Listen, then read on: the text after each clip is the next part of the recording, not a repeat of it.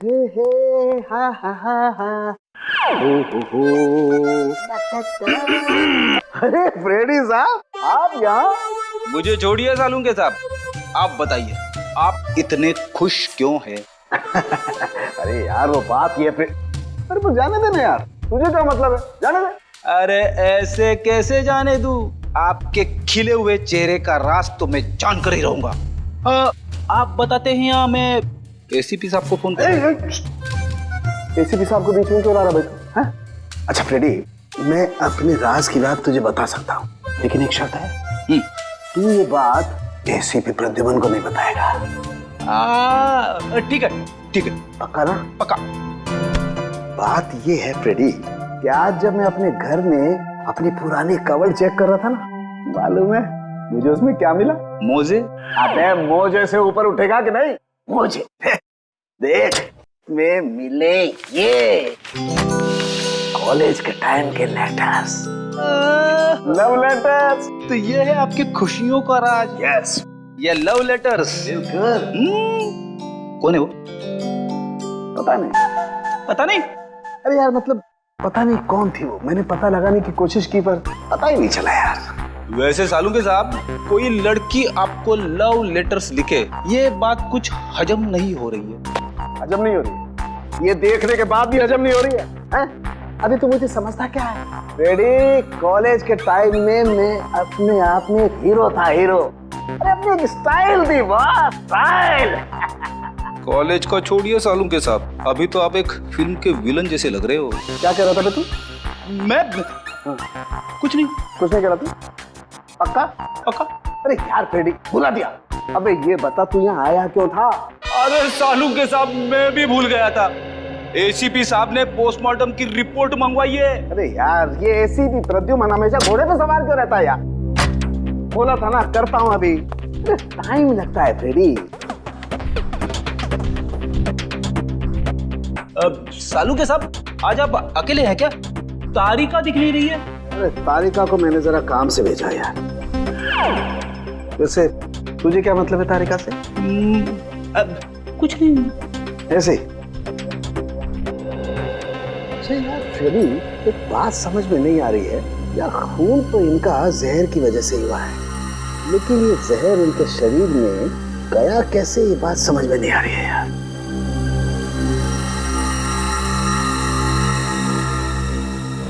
My God, ये क्या है?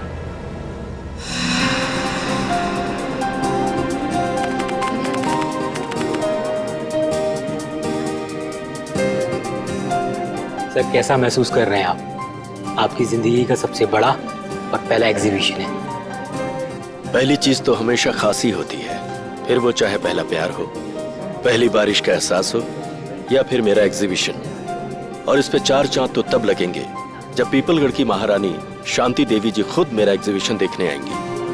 अरे शांति देवी जी आ गई।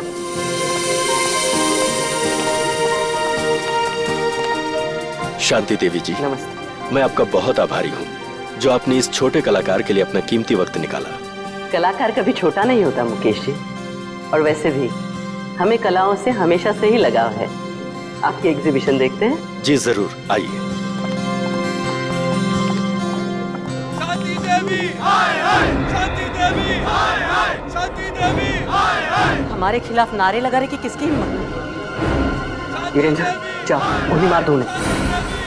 महारानी जी कैसी बातें कर रही हैं आप? हमारे देश में लोकतंत्र है, डेमोक्रेसी। ऐसे कोई कैसे किसी पर गोलियां चलवा सकता है? हम जानते हैं, इसीलिए अब हम यहाँ एक पल भी नहीं रुकेंगे। शांति देवी जी सुनिए तो। आपने क्या हमें यहाँ अपमानित करने के लिए बुलाया था मुकेश जी? आप फिक्र मत कीजिए, मैं उनको जाकर रोकता हूँ। इसका प्रबंध तो पहले कर लेना चाहिए था आपको। अब हम यहाँ बिल्कुल नहीं रुकेंगे। महारानी जी आप इस तरह से नहीं जा सकती। याद है ना आपको, हमने मीडिया से वादा किया, आज आपकी प्रेस कॉन्फ्रेंस है। प्रेस कॉन्फ्रेंस कैंसिल कर दो। महारानी जी आप ऐसा नहीं कर सकती। अखबार और मीडिया वाले पहले ही आपसे खफा हैं। अगर ये प्रेस कॉन्फ्रेंस कैंसिल कर दी तो उन्हें एक और मौका मिल जाएगा आपके खिलाफ बोलने का। ठीक है, प्रेस कॉन्फ्रेंस शुरू की जाए। हमें पानी ये नहीं हमारे लिए अपनी बोतल मंगवाइए। देखिए, अब आप लोग एक एक करके अपने सवाल पूछ सकते हैं, पर ध्यान रहे महारानी जी यहाँ सिर्फ 15 मिनट के लिए, उसके बाद इन्हें एक जरूरी मीटिंग में जाना, तो फिर देरी किस बात की? हाँ तो शांति देवी जी, मैं आपसे ये पूछना चाहती हूँ कि जब आपके पति यानी कि पीपलगढ़ के महाराजा चंद्रशेखर जी आपके लिए अरबों खरबों की संपत्ति वैसे भी छोड़ चुके हैं, तो फिर आपने मुंबई वाली जमीन का सौदा क्यों किया? जमीन हमारी थी, हमें लगा कि बेचनी चाहिए, तो हमने बेच दी। पर उन लोगों का क्या जो जमीन से बने चौल में रह रहे, उनका तो पूरा का पूरा परिवार सड़क पे आ जाएगा ना। तो इसमें हम क्या कर सकते हैं? हमने तो उन्हें नहीं कहा था कि हमारी जमीन पे आके रहें। महारानी शांति देवी जी, क्या ये बात सच है कि मोहल्ले में रहने वाले लोग आपके फैसले से नाराज होकर आपको धमकी भर चिट्ठियां लिख रहे हैं? हाँ, उन्होंने हमें जान से मारने की धमकी दी है, लेकिन हम ऐसी धमकियों से नहीं डरने वाले। अगर आज हमारा राज होता तो ऐसी गुस्ताखी करने वाले लोगों को कब का हाथी के पैरों तले कुचल दिया होता।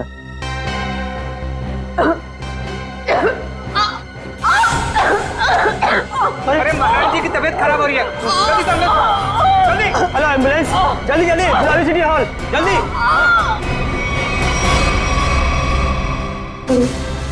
अरे महारानी जी तो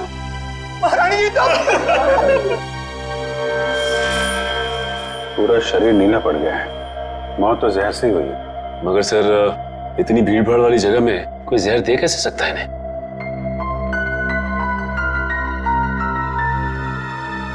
मिस्टर अनिकेत, आप रानी साहिबा के पीए हैं ना? जी सर। रानी साहिबा ने यहाँ आने से पहले कुछ खाया पिया था क्या? जी सर, महारानी जी ने सुबह हमेशा की तरह बाल्मी होटल में जूस पिया और हल्का सा नाश्ता किया, उसके बाद यहाँ आकर ये पानी पिया जो इन्होंने दिया था। नहीं साहब, मैंने कुछ नहीं किया, इसमें मिनरल वाटर था, मैं भला क्या कर सकता हूँ साहब? वो तो पता चल जाएगा।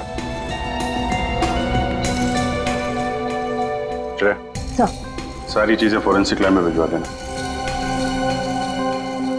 आपके अलावा और कौन जानता था कि रानी साहिबा यहाँ इस फंक्शन में आने वाली? मेरे अलावा तो इस बात की खबर सिर्फ मुकेश जी को थी। अरे मुझे क्यों फंसा रहे हो सर? मैं तो एक सीधा साधा चित्रकार हूँ। मैंने तो महारानी शांति देवी को यहाँ मुख्य अतिथि के रूप में बुलाया था। भला मुझे इनका खून करके क्या फायदा होगा? आजकल जमाना पब्लिसिटी और मार्केटिंग का है। हो सकता है पब्लिसिटी के चक्कर में तुमने ये सब कुछ किया। सर, मुझे ऐसी पब्लिसिटी की कोई जरूरत नहीं है, और वैसे भी इनको मारने से सबसे ज्यादा फायदा उन लोगों को होता जो एग्जीबिशन के बाहर इनके खिलाफ नारे लगा रहे थे। नारे लगा रहे? जी। कौन लोग थे? दरअसल महारानी जी ने अपनी एक मुंबई वाली जमीन का हाल ही में सौदा किया था, जिसकी वजह से उस मोहल्ले में रहने वाले कई लोग अपने घरों से बेघर हो गए थे। तो आपको लगता है कि ये काम उनमें से किसी ने किया है? हाँ सर, वो लोग महारानी जी को धमकी भरी चिट्ठियां लिख रहे थे कि अगर उन्होंने जमीन का सौदा किया तो वो उन्हें मार देंगे। ऐसे इन मोहल्ले के लीडरों को जरा ब्यूरो में बुलवाओ। आइए। अच्छा, ये उन लोगों के लीडर्स जिनकी जमीन शांति देवी ने बिल्डर्स को बेची थी। तो वो तुम लोग हो जो शांति देवी के खिलाफ जगह जगह नारा दे रहे थे? हाँ, लेकिन हमने कोई गलत काम तो नहीं किया ना साहब। भले ही वो होगी किसी पीपलगढ़ की महारानी, मगर सैकड़ों गरीबों को बेघर करने का उन्हें कोई हक नहीं है। तो तुम लोगों ने धमकी भरी चिट्ठी लिखोगे? उनकी जान ले लोगे?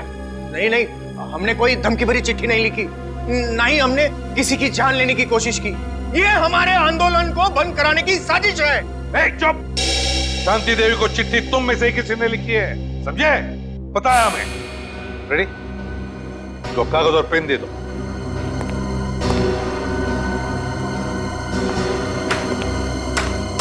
इसका हम क्या करेंगे? अपना नाम और पता लिखो। साहब, मैं तो अपना नाम भूल गया साहब। क्या? खुद का नाम भूल गए? ठीक है, मेरा नाम लिखो। फ्रेडी, 305 सुख शांति बिल्डिंग, मलाड वेस्ट। अरे मुंह क्या देख रहे हो? लिखो, मलाड वेस्ट। तुम्हें क्या हो गया? तुम भी अपना नाम भूल गए क्या? नहीं, याद है। तो लिखो। तुमने अभी तक कुछ लिखा नहीं। मैं तो अंगूठा छाप हूँ, मुझे लिखना पढ़ना नहीं आता। अच्छा, अंगूठा छाप हो? जी। सुंदर नाम है ना तुम्हारा? जी साहब। पेशे से तुम एक जर्नलिस्ट हो, बीए किया है तुमने, और कई सालों से अपने मोहल्ले में 5वीं कक्षा से लेके 10वीं तक के बच्चों को क्लासेस देते हो। ये सब बिना पढ़े लिखे किए तुमने? क्यों? जी साहब, मैंने इस कुलदीप के कहने पे किया। फंसा दिया ना मुझे। अरे अरे अरे अरे एक मिनट, मैं बताता हूँ ये दरवाजा कैसे खुलता है। बट आ जा इधर, बता क्यों किया तूने ये सब? हाँ बोल। हाँ, शांति देवी को धमकी भरी चिट्ठियां मैंने ही लिखवाई थी। पर मैं क्या करता, जब मैंने उन्हें अपने साथियों की तकलीफ बताई तो उल्टा उन्होंने हमारा ही अपमान कर दिया। कहने लगी कि चाल में रहने वालों से तो कीड़े मकोड़े अच्छे। ये सुनकर मेरा खून खौलने लगा, उबलने लगा मेरा खून। और खून इतना उबला कि तुमने खून ही कर दिया शांति देवी का, है? हाँ, मैंने मोहल्ले के हर एक इंसान के पास से 1,000 रुपए चंदे के नाम पर इकट्ठे किए और लक्की नाम के गुंडे को शांति देवी की सुपारी दे दी और उनको खत्म करवा दिया। मैंने सोचा शांति देवी खत्म हो जाएगी तो ये सारी समस्या ही खत्म हो जाएगी। किसी को मारकर समस्या का हल नहीं होता, समझे? ले जाओ इसे, इस लकी को ढूंढो, उठाओ इस लकी को। रेडी, ये देख। अरे बाप रे, ऐसी खतरनाक चीज मैंने फिल्मों में भी नहीं देखी। मुझे यकीन ही नहीं हो रहा ये सच है या सपना। मैंने जिंदगी में इतनी पोस्टमार्टम किए, इतनी लाशें काटी, लेकिन ऐसा तो मैंने पहले कभी नहीं देखा। This is impossible। ये यहाँ कैसे? यार, शांति देवी ने आर्ट एग्जीबिशन में इन चीजों को हाथ लगाया, इन चीजों को हाथ लगाया था। एक मिनट, रेडी, जरा वो कैन देना। ये वाला। हाँ, ये।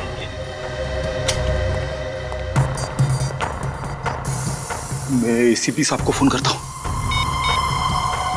एसीपी साहब, जल्दी से फॉरेंसिक लैब में आइए, बहुत बड़ी गड़बड़ हो गई है। कमाल है, इसमें से तो किसी भी चीज का रंग नीला नहीं पड़ा। तो फिर ये इनके गले में आया कैसे?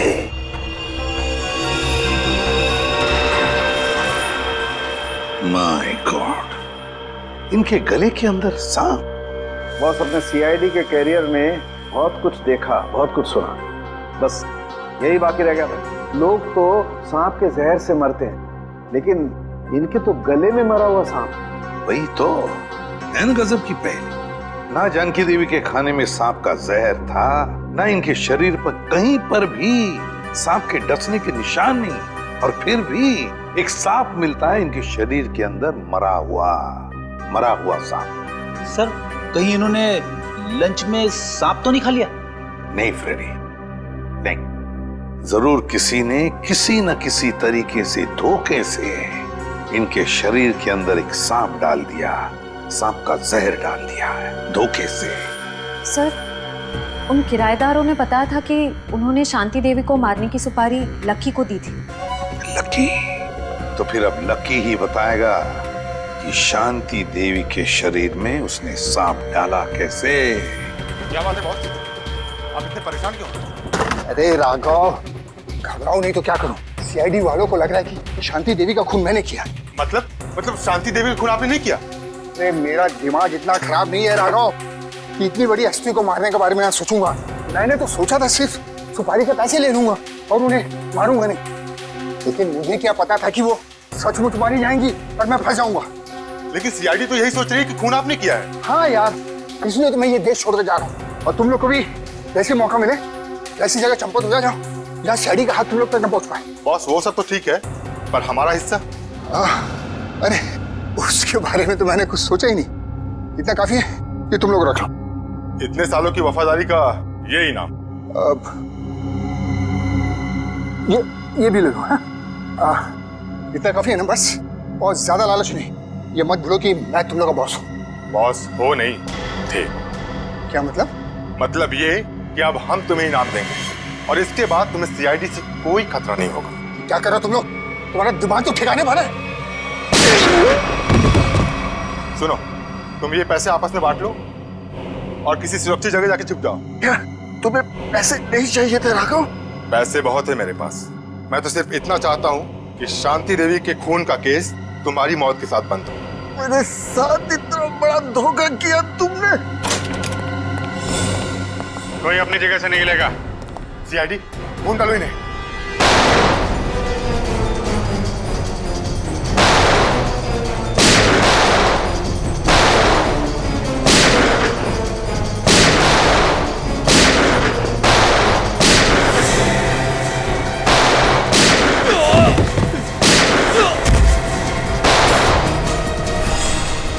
पकड़ो इसको।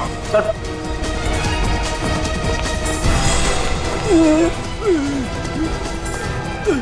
सर, ये तो लकी है सर। गोली मारी गई है। शांति देवी का खून किसने किया? तुमने? नहीं सर, मैंने नहीं।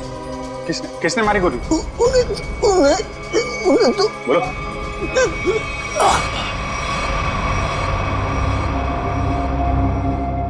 ये तो मर गया। सर लगता है शांति देवी जी के खूनी ने इसका भी खून कर दिया ताकि हमें कुछ बता ना सके। भाग गया वो। सर काफी कोशिश की लेकिन हाथ से निकल गया सर।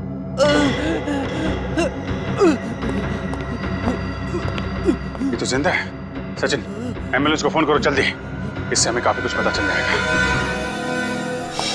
आसान, क्या पता चला उस सांप के बारे में? बॉस, ये तो एक अफ्रीकन सांप है।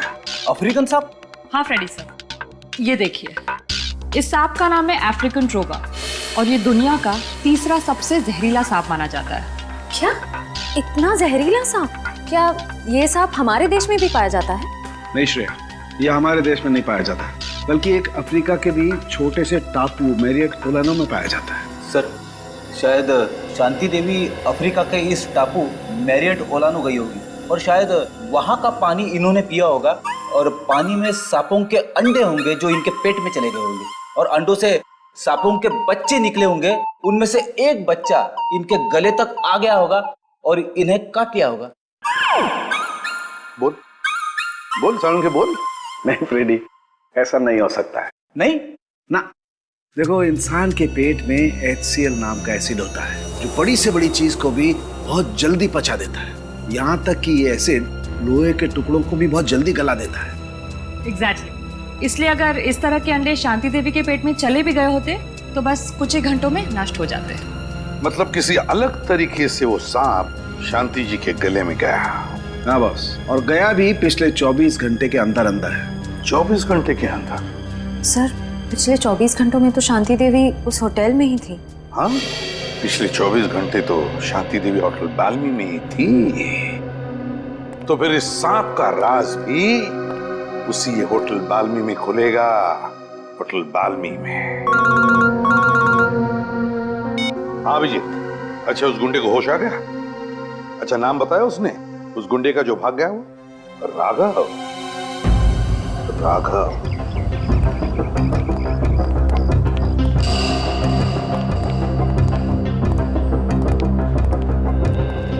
जी कहिए सर। सीआईडी कुछ गड़बड़ हुई है क्या सर? शांति देवी आपके होटल में ही ठहरी थी ना? जी हाँ सर, शांति देवी इसी होटल में ठहरी थी। बहुत बुरा हुआ उनके साथ। जी हाँ, बहुत बुरा हुआ और हमें शक है कि शांति देवी के खून में आपके होटल में से किसी एक का हाथ है। निखिल, सारे स्टाफ को इकट्ठा करो। साहब देखिए सर, गलतफहमी हुई आपको। अपने साथों ने बोला जो हम में से किसी का हाथ नहीं है इसमें। पता नहीं आप लोग ऐसे क्यों कह रहे हैं। पिछले 24 घंटे से वो आपके होटल में थी। यहाँ से सीधे आर्ट एग्जीबिशन में गई और वहाँ पे उनकी मौत हो गई, है कि नहीं? जी हाँ सर, वो यहीं पे थी। इसका मतलब तो साफ है कि उनके पेट में जो सांप मिला हमें वो आपके होटल से ही आया है। अरे नहीं सर, हमारे यहाँ तो चूहा और कॉकरोच तक नहीं है, तो ये सांप कहाँ से आएगा? सांप कहाँ से आया और कैसे आया ये तो हम पता लगा ही लेंगे। आप लोग किसी को किसी पे शक है? कौन कर सकता है शांति देवी का खून? साहब, मुझे तो लगता है केतन जी का हाथ है इस खून में। रमन, ये क्या कह रहे हो तुम? अरे मैंने तुम्हारी पेमेंट नहीं बढ़ाई तो इसका मतलब ये कि तुम मुझे सीआईडी के केस में फंसा दोगे? पेमेंट की बात नहीं है साहब, मगर आपने शांति जी के लिए नया लॉन्ड्री वाला क्यों रखा है? अरे मैं क्यों रखूंगा? मैंने किसी लॉन्ड्री वाले को नहीं रखा। एक मिनट, कोई नया लॉन्ड्री वाला आया था यहाँ पे? हाँ साहब, कल रात 9:30 बजे मैंने उसे शांति जी के कमरे में जाते हुए देखा था। जरा देखो, वो आदमी ये तो नहीं था? नहीं साहब, ये वो नहीं है जिसे मैंने शांति जी के कमरे में जाते हुए देखा था। इसे मैंने पार्किंग लॉट में देखा था। पार्किंग?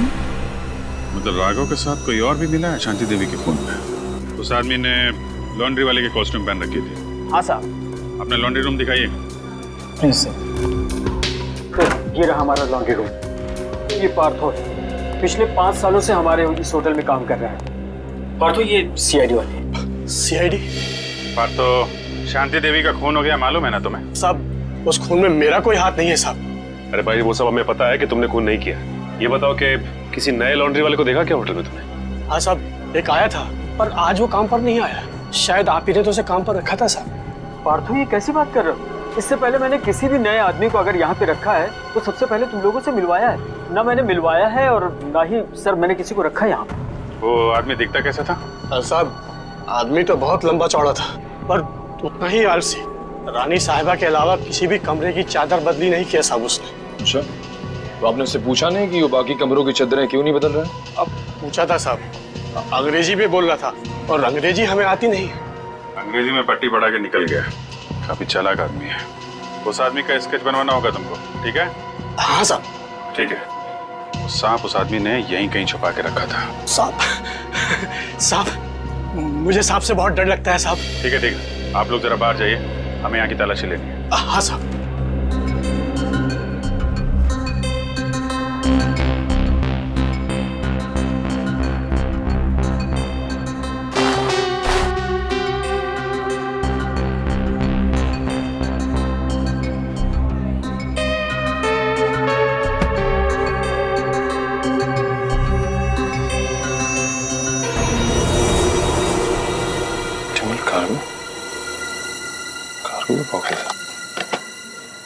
सर बॉक्स मिला है सर। ऑप्टिमल कार्गो क्या लाया गया इसमें? और तो ये इस डिब्बे के बारे में जानते हो? नहीं साहब। आप पहचानते हैं इस डिब्बे को? नहीं सर, इस बॉक्स को इससे पहले मैंने कभी नहीं देखा। स्प्रे निकालना सचिन।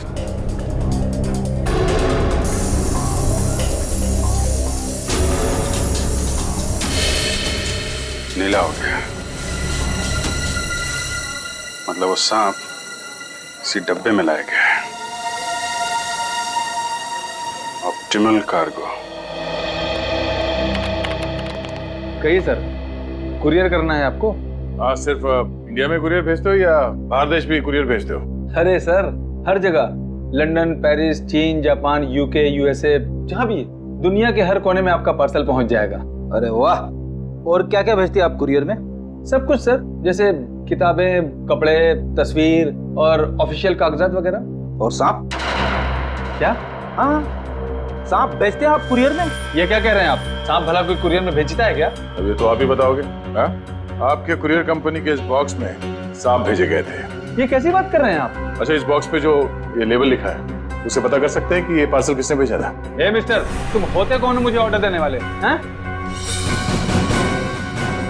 सीआईडी सर, मैं आपको यकीन दिलाता हूँ कि डिब्बा तो हमारा है, लेकिन वो सांप को कुरियर हमने नहीं किया है। सर, मुझे तो कुछ गड़बड़ लग रही है। क्यों? आपको बदबू नहीं आ रही है क्या? अरे कहाँ बदबू आ रही है सर? कोई बदबू नहीं आ रही है। बदबू आ तो रही है। ये क्या अंदर? अरे सर, अंदर अंदर कुछ भी नहीं है। सर अंदर कहाँ जा रहे हैं? अंदर सर जाने का चुपचाप कोने में खड़े हो जाओ, चलो। सर वो जो बॉक्सेस होते हैं ना, वो कुरियर के वो हैं और कुछ भी नहीं है। थोड़ी देर के लिए मुंह बंद रखोगे? बदबू यहाँ से आ रही है। रेडी? अरे ये सर क्या हुआ? मेरा काम वाला जो 3 दिन से आ नहीं रहा है, तो कचरे जमा हो गए, उसी कचरे का बदबू है सर, और कुछ भी नहीं है। ठीक है, हम तुम्हारा कचरा साफ कर देते हैं। रेडी? जरा ये हटाओ।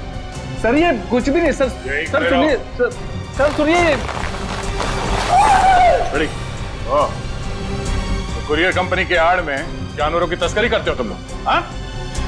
अबे कहाँ भागोगे? हाँ? चल आज मैं तेरा कुरियर भेज देता हूँ सीधे जेल में।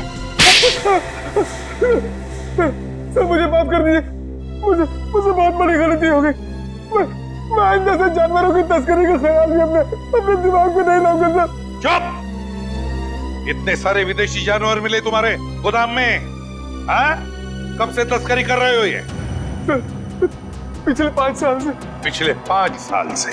और अफ्रीकन सांप, अफ्रीकन ट्रोबा, वो कहां से लाया तुमने?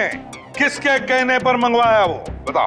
देख, ये सिर्फ जानवरों की तस्करी का मामला नहीं है, एक आदमी का खून भी हुआ है, समझा? तेरे मुंह पे लगा हुआ ये ताला तुझे सीधे फांसी के फंदे तक ले जाएगा। बोल, जल्दी बोल। राघव ने मुझे इसके लिए 5 लाख रुपए दिए थे और अफ्रीका से ट्रोबा सांप मंगवाया था, लेकिन मुझे पता नहीं था कि वो इनका इस्तेमाल किसी की जान लेने के लिए करेगा। अच्छा, तो तुझे क्या लगा इतना खतरनाक जहरीला सांप वो जुर्म करने के लिए नहीं तो क्या अपने घर पे पालने के लिए मंगाएगा? हाँ? सर मुझे माफ कर दीजिए, मुझसे बहुत बड़ी भूल हो गई। कितने सांप मंगवाए थे? सर, दो सांप मंगाए थे। दो? पर सर हमें शांति देवी के गले में से सिर्फ एक ही सांप मिला था। हाँ ये बात तो है, एक ही सांप मिला था, एक ही सांप। और ये कीमती हार, ये कहां से आया तुम्हारे पास है? सर ये हार राघव ने मुझे दिया था मेरे काम से खुश होकर, और कहा था कि ये पीपलगढ़ के राजघराने का हार है सर। पीपलगढ़ के राजघराने का हार? राघव के पास ये हार कहां से आया?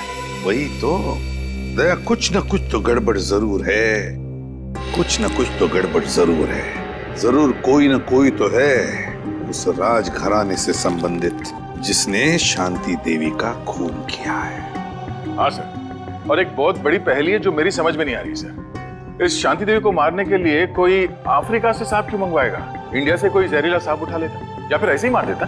सर उस पहेली का जवाब इस पेपर में। पेपर में? हाँ सर, इस पेपर में लिखा है कि 20 साल पहले पीपलगढ़ के राजा की मौत अफ्रीका में हुई थी, इस ट्रोबा सांप के डसने की वजह से। हाँ सर, अखबार में लिखा है कि सांप राजा के खाने के थाली में छुपा के रखा गया था, और जैसे ही राजा खाना खाने लगे सांप ने उन्हें डस लिया। हाँ सर, पीपलगढ़ के गांव वालों का कहना है कि राजा की मौत में उनकी पत्नी रानी शांति देवी का हाथ था। राजा की मौत में रानी शांति देवी का हाथ था? तो फिर दया, अब 20 साल बाद कोई ना कोई तो है जो राजा की मौत का बदला लेना चाहता है, उसी सांप के डसवाने से जिस तरह से राजा की मौत हुई थी। पीपलगढ़।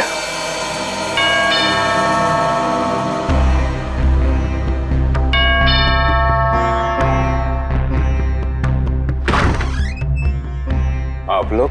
हम लोग सीआईडी से हैं। शांति देवी की मौत के सिलसिले में हम कुछ पूछताछ करने आए। अरे वाह सर, कितनी आलीशान हवेली है। राजे महाराजाओं की ठाट की बात तो कुछ और ही है। क्या नाम क्या है तुम्हारा? जी मुरारी लाल। मुरारी लाल, एक बात बताओ, हमने सुना है कि राजा साहब की मौत में रानी साहिबा का कुछ हाथ था, क्या इस बात में कोई सच्चाई है? क्या लगता है तुम्हें? कुछ पक्का तो नहीं कह सकते साहब, लेकिन कहीं ना कहीं इस बात में कुछ ना कुछ सच्चाई तो जरूर है। बिना आग के धुआं नहीं उठता साहब।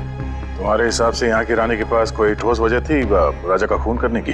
जी हाँ साहब, राजा साहब की मौत के बाद सारी दौलत, सारी जायदाद रानी साहिबा की हो गई थी।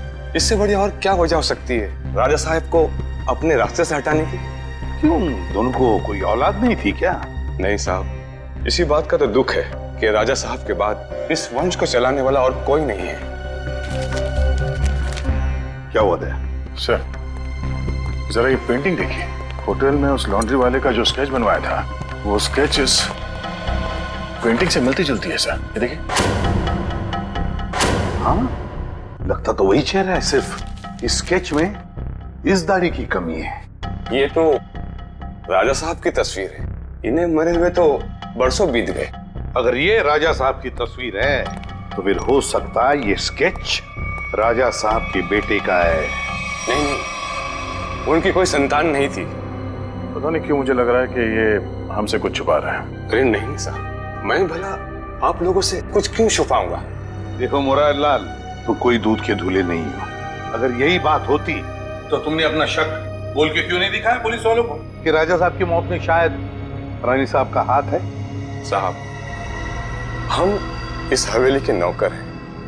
नमक खाया हमने, जान दे देते, पर उन पर कोई आँच नहीं आने देते। तुम नमक का हक अदा करने की कोशिश तो नहीं कर रहे हो अपने राजा के बेटे को बचाने की? मैंने कहा ना, उनका कोई बेटा नहीं है।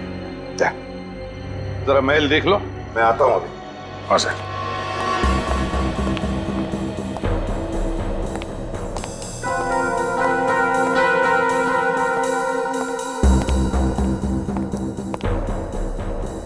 नमस्ते साहब, मेरा नाम शंभू है साहब। आप यहाँ रानी शांति देवी की खूनी की तलाश में आए हैं? हाँ, तुम जानते हो शांति देवी का खून किसने किया है?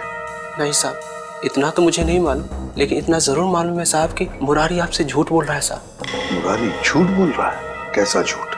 यही कि राजा साहब की कोई संतान नहीं है। उनका एक बेटा है विक्रमजीत, उनकी पहली पत्नी विजया देवी से। विक्रमजीत? पहली पत्नी विजया देवी से? तो राजा साहब ने शांति देवी के साथ कब शादी की? उनकी पहली पत्नी विजया देवी की मौत के बाद विक्रमजीत दूसरी शादी शांति देवी से कर ली साहब। अच्छा शंभू, ये विक्रमजीत है कहाँ पर? हो सकता है विक्रमजीत ने खून किया हो शांति देवी का, है ना? नहीं साहब, विक्रमजीत तो पहले ही मर चुके हैं साहब। हाँ साहब, हम दोनों एक उम्र के थे साहब, बचपन में साथ खेला करते थे साहब। जब अफ्रीका से राजा साहब की मौत की सूचना आई, उसके कुछ दिन बाद मुरारी विक्रमजीत को नदी किनारे ले गए शांति देवी के कहने पर। और मुरारी ने विक्रमजीत को मार डाला है? जी साहब, उसने कहानी बना दी कि विक्रमजीत खेलते खेलते नदी में डूब गया। अच्छा, तो विक्रमजीत की लाश नहीं मिली? नहीं साहब, लाश तो नहीं मिली। जरूर मुरारी ने लाश को ठिकाना लगा दिया होगा साहब। मुरारी उनका खास आदमी था साहब, उनकी हर बात मानता था साहब। विक्रमजीत, मुरारी लाल, शांति देवी का खास आदमी मुरारी लाल। सर, हम ऐसे वीरान होटल में क्यों रुके हैं? मैं तो कहता हूँ इस मुरारी के बच्चे को पकड़ते और वापस चलते मुंबई। और शांति देवी के खूनी का क्या? उसकी छानबीन किए बगैर वापस चले जाएंगे? तुम्हें वापस जाना है? अरे नहीं सर। सर, मुझे लगता है कि शांति देवी को मारने वाला राजा का बेटा विक्रमजीत ही है। इस मुरारी लाल ने उसे पानी में डुबो के मारने की कोशिश की होगी, पर हो सकता है वो किसी तरह से बच गया। हाँ दया, मुझे भी यही लगता है कि विक्रमजीत अभी भी जिंदा है और उसी ने शांति देवी का खून भी किया है। इस विक्रमजीत को तो हम लेकर ही जाएंगे। मगर सर, अगर विक्रमजीत वापस गांव में आया तो गांव वाले उसे पहचान लेंगे। मुझे नहीं लगता वो वापस आएगा। विक्रमजीत ने शांति देवी का खून करके अपने पिता की मौत का बदला तो ले ही लिया। बचा है मुरारी लाल। अब मुरारी लाल से हिसाब पूरा करने के लिए विक्रमजीत जरूर वापस आएगा। हम उसका इंतजार करेंगे। शंभू जी, जा दरवाजा खोल। हमेशा मुझे ही बोलते। क्या? कुछ नहीं। अरे शंभू बेटा, अरे वाह वाह वाह शंभू, मजा आ गया। अरे वाह वाह वाह। अरे आप लोग कौन? अरे आपने चाचा को भूल गए हो? चाचा? अरे मेरे कोई चाचा नहीं है। लो कर लो बात। अब आप बोलोगे कि आपका कोई चचेरा भाई भी नहीं है, यानी कि हम। अरे गुंगा भाई। अरे जब चाचा नहीं है तो चचेरा भाई कहाँ से आ गए? अरे ये लो, राजा साहब के महल में काम करने लगो तो भूल गए खानदान को। याद दिलाओ। आ जाता। अरे मैं आप लोगों के लिए चाय नाश्ता ले आता हूँ। आजा बेटा आजा। अरे आप लोग मुझे कहाँ ले जा रहे हैं? देख शंभू, घबराओ मत, हम लोग सीआईडी से हैं। तुम्हारा दोस्त विक्रमजीत वो जिंदा है। क्या? विक्रमजीत जिंदा है? धीरे से बोलो। जब तक ये विक्रमजीत मिल नहीं जाता हम लोग इसी हवेली में रहेंगे, समझा? उसने शांति देवी को मारा है और इस मुरारी लाल को मारने वो जरूर आएगा यहाँ। नहीं मानूंगा, चाहे कुछ भी हो जाए मैं हार नहीं मानूंगा। कुछ ना कुछ करके मुझे इस पहेली का हार निकालना ही पड़ेगा। मेरी बरसों की इज्जत दांव पर लगी हुई है। सर प्लीज थोड़ा आराम कर लीजिए। आप पिछले 36 घंटों से सोए नहीं है। कैसे आराम कर लूं तारिका, कैसे सो जाऊं? मैं झपकी भी लगाता हूं तो ये सांप मुझे सपने में दिखाई देता है। चलिए सर, शुरू से शुरू करते हैं। हाँ, ये सांप अगर होटल से ही शांति देवी के गले में था तो फिर इसने एग्जीबिशन में आकर ही क्यों काटा इन्हें? एग्जैक्टली। इसका मतलब क्या? इसका मतलब कोई तो था तारिका, कोई तो था जो उस सांप को कंट्रोल कर रहा था कि वो सही वक्त देखकर शांति देवी पे हमला करे, जबकि उसके हिसाब से लोहा एकदम गर्म था। और एक बात सर, खूनी ने अगर इस सांप को शांति देवी के गले में तब डाला होता जब ये जाग रही थी तो ये तो बहुत हल्ला मचाती, जरूर अपने आप को बचाने की पूरी कोशिश करती। बिल्कुल कोशिश करती। इसका मतलब जब शांति देवी पे हमला हुआ, शांति देवी सो रही थी और क्या? हाँ, और शायद गॉड। क्या सर?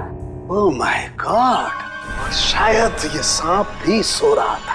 सांप सो रहा था मतलब? मिल गया तारिका, मिल गया। मुझे इस समस्या का हल मिल गया। मुझे भी बताइए ना सर। बताता। देखो तारिका, ये सांप एक रेप्टाइल है, जमीन पर रेंगने वाला जंतु। रेप्टाइल्स कोल्ड ब्लडेड एनिमल होते हैं, शीत रक्तधारी जंतु।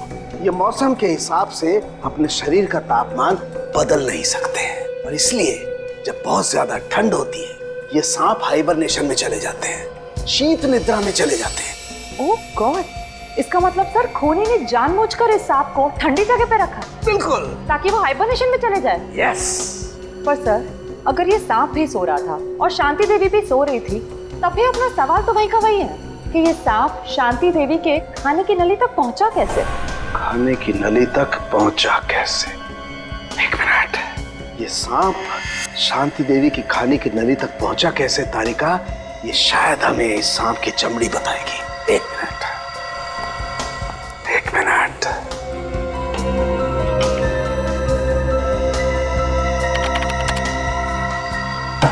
यस, ये देखो तारिका, ये क्या है?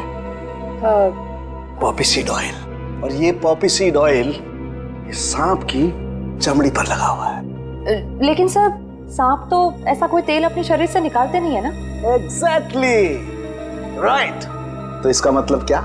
इसका मतलब ये कि ये पॉपी सीड ऑयल नेचुरल तरीके से, प्राकृतिक रूप से इस सांप की चमड़ी पर नहीं आया है तारिका। किसी ने जानबूझकर ये पॉपी सीड ऑयल इस सांप की चमड़ी पर लगाया है तारिका, ताकि ये सांप एकदम स्मूथ हो जाए और आराम से शांति देवी के फूड पाइप में जाकर के बस जाए।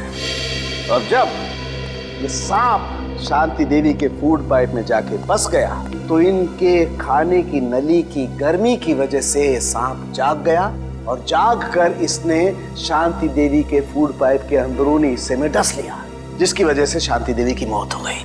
और क्योंकि शरीर के अंदर इस सांप को भी ऑक्सीजन नहीं मिला होगा, ये भी मर गया। एग्जैक्टली। लेकिन सर, वो विक्रमजीत का क्या, जो इस सब के पीछे है? वो तब तक गायब है। मिलेगा तारिका, वो विक्रमजीत भी हमें मिलेगा। कैसे?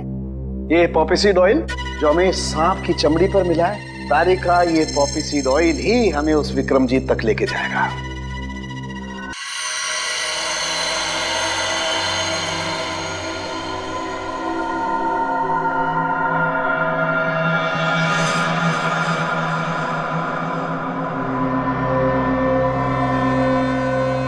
सर,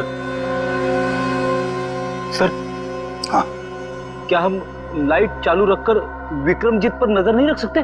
क्यों फ्रेडी, अंधेरे से डर लग रहा है क्या? अरे बिल्कुल नहीं सर, मैं तो विक्रमजीत को पकड़ने के लिए बड़ा बेताब हो रहा हूँ।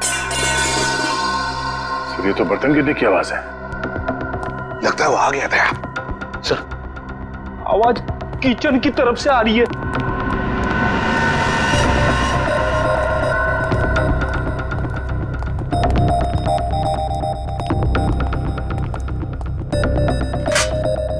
बर्तन गिरा हुआ है। बिल्ली ने गिराया होगा। नहीं फ्रेडी, बिल्ली नहीं, ये देखो मुरारी का बिस्तरा खाली है। अरे कहीं मुरारी को कुछ कर तो नहीं दिया उसने?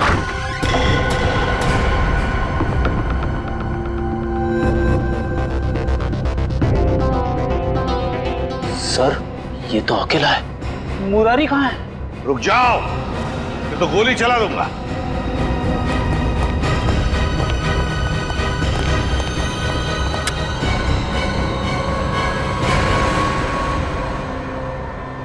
मुरारी लाल कहाँ जाने की तैयारी थी?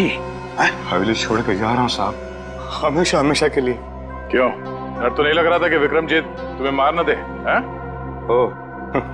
तो वो विक्रमजीत के बारे में आप लोगों को पता चल ही गया। हाँ, सीआईडी वालों से सच कभी छुपता नहीं, समझे? सीआईडी वाले? मतलब आप शंभू के रिश्तेदार वाले नहीं हो, सीआईडी वाले हो? हाँ, सीआईडी वाले। क्यों, कहाँ है विक्रम? विक्रमजीत कहाँ है? आप लोगों को सच तो मालूम पड़ गया, लेकिन आधा अधूरा।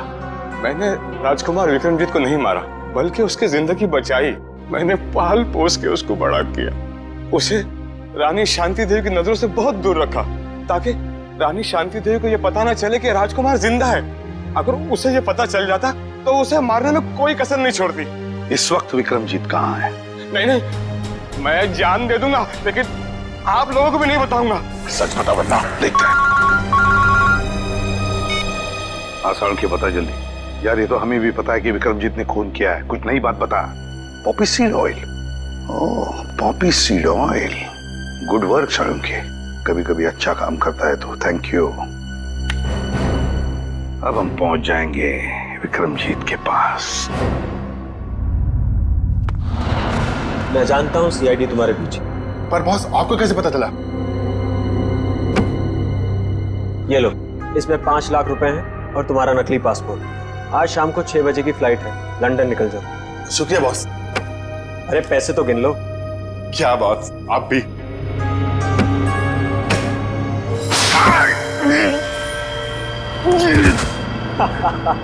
तुम्हें क्या लगा मैं तुम्हें लंदन भिजवाऊंगा? अब तुम सीधा नर्क की फ्लाइट पकड़ोगे। बड़ा धोखा। इसे कहते हैं बुरे काम का बुरा नतीजा। घबराओ मत, सांप के जहर की दवाई हम अपने साथ लेकर आए हैं। श्रेया, मुंह खोलो। सीआईडी? हाँ सीआईडी। क्यों, हमको देख के बहुत धक्का लगा पेंटर बाबू? तुम लोगों को कैसे पता चला कि इस सब के पीछे मेरा हाथ है? क्योंकि सांप के ऊपर तुमने पॉपी सीड ऑयल छोड़ दिया था, और पॉपी सीड ऑयल का इस्तेमाल एक पेंटर के अलावा और कौन कर सकता है? अब जरा अपना असली चेहरा तो दिखाओ मुकेश उर्फ विक्रमजीत।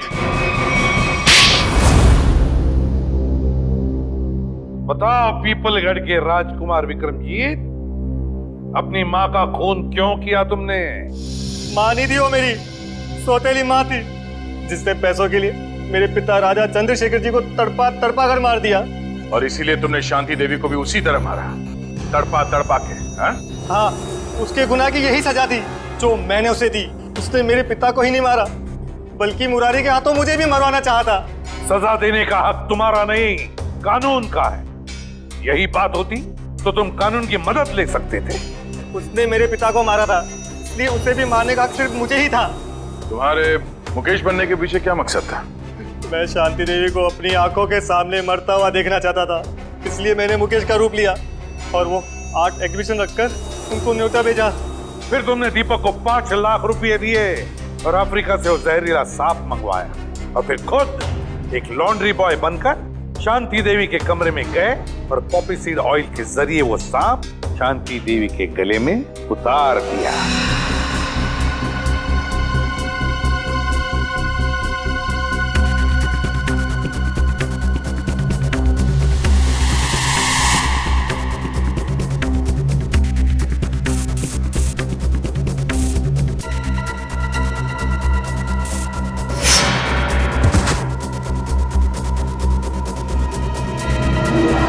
बचपन से मालूम था कि शांति देवी ने तुम्हारे पिता को मारा है, तो फिर तुमने इतने सालों तक इंतजार क्यों किया और यही समय क्यों चुना शांति देवी का खून करने के लिए?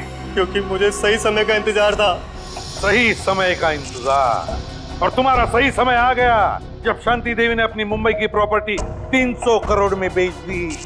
विक्रमजीत, तुम्हें बदला नहीं चाहिए था, तुम्हें चाहिए था 300 करोड़ और वो सारी जायदाद, है ना? 300 करोड़ बहुत बड़ी रकम होती है, पर आपको ये कैसे पता चला? इस फाइल के जरिए।